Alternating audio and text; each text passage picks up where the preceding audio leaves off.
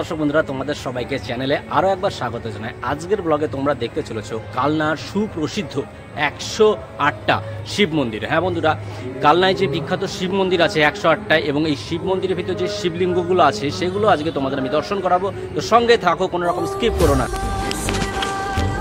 তো বন্ধুরা, তোমরা মন্দিরটি দেখতে পাচ্ছ, অম্বিকা কালনার 108টি যে শিব মন্দির, এটি খুবই প্রসিদ্ধ। তো এখানে তোমরা দেখতে পাচ্ছ যে এই মন্দিরগুলিতে একটাতে সাদা রঙের শিবলিঙ্গ আছে আর পাশেরটিতে কালো রঙের শিবলিঙ্গ। প্রথমে যেই শাড়িটি আছে, এই মন্দিরটি মূলত দুটি শাড়িতে বিন্যস্ত। প্রথমে যে বাইরেকার যে গোলাকার শাড়িটি আছে, সেটিতে যে কটা মন্দির আছে প্রত্যেকটিতে একটিতে সাদা আর আরেকটিতে কালো রঙের শিবলিঙ্গ। একটি শ্বেত পাথরের শিবলিঙ্গ আর একটা হচ্ছে কোষ্ঠী পাথরের বা সম্ভবত কালো রঙের যে পাথর, সেই পাথরের শিবলিঙ্গ। তো অম্বিকা কালনার যে শিব মন্দির, সেটি 1908 খ্রিস্টাব্দে মহারাজ তেজচন্দ্র বাহাদুর এই ইস্টক নির্মিত 8চালা মন্দিরগুলি নির্মাণ করেন, যেগুলি শুভ সংখ্যক। দুইটি বৃত্তাকার সারিতে বিন্যস্ত। বাইরের বৃত্তটিতে রয়েছে 74টি মন্দির আর ভিতরের বৃত্তে রয়েছে 34টি মন্দির।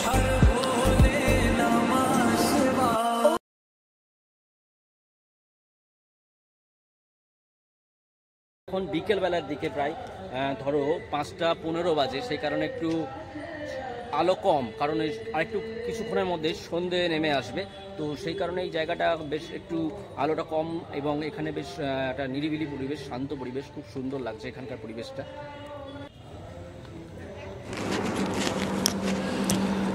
তো বন্ধুরা, ভিতরের যে বৃত্তাকার সারিটি আছে, যেটিতে 34টি শিব মন্দির আছে, তো আমি এখন সেই ভিতরের অংশে এবার প্রবেশ করব।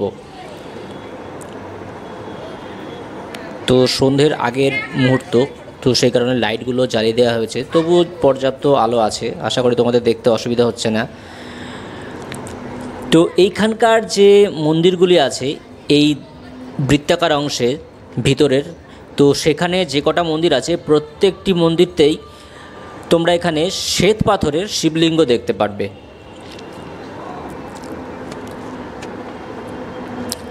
আর প্রথমে যেই শাড়িটি ছিল, তো সেটাতে আমি বলেছিলাম যে 74টি যে মন্দির আছে সেটিতে একটিতে সাদা রঙের শিবলিঙ্গ আর আরেক পাশেরটিতে কালো রঙের শিবলিঙ্গ।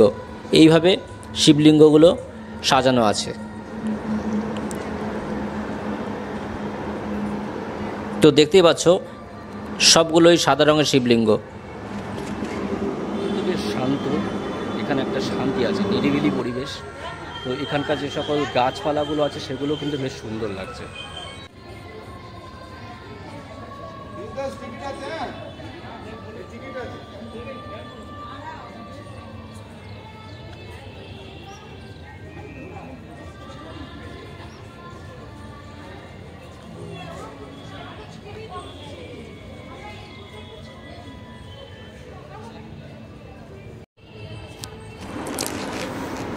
তো শিবলিঙ্গতে দেখতে পাচ্ছ বেলপাতা এবং ফুল আছে, তো বোঝা যাচ্ছে যেটা প্রত্যেক দিন পুজো দেওয়া হয়।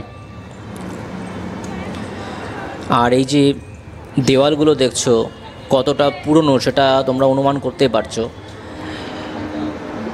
এই যে মন্দিরের যে কাজগুলো, টেরাকোটা কাজ, দেখো দেওয়ালগুলো প্রায় অনেকটাই ক্ষয়ে গেছে, কিন্তু তবু 200 বছর ধরে দেখো এখনও টিকে আছে। বেশ সুন্দর একটি ঐতিহ্যবাহী মন্দির।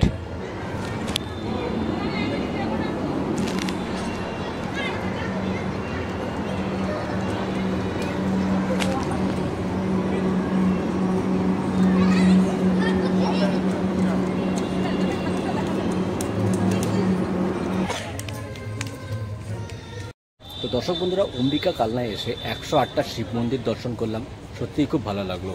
তো দর্শক বন্ধুরা, তোমরা যদি আসো এখানে, তাহলে অবশ্যই তোমরা এই অম্বিকা কালনার যে 108টা শিব মন্দির সেটা দর্শন করবে। তো এই ছিল আজকের ব্লগ। তো যদি তোমাদের এই ব্লগটা ভালো লাগে তাহলে অবশ্যই চ্যানেলটি একবার সাবস্ক্রাইব করে দিও।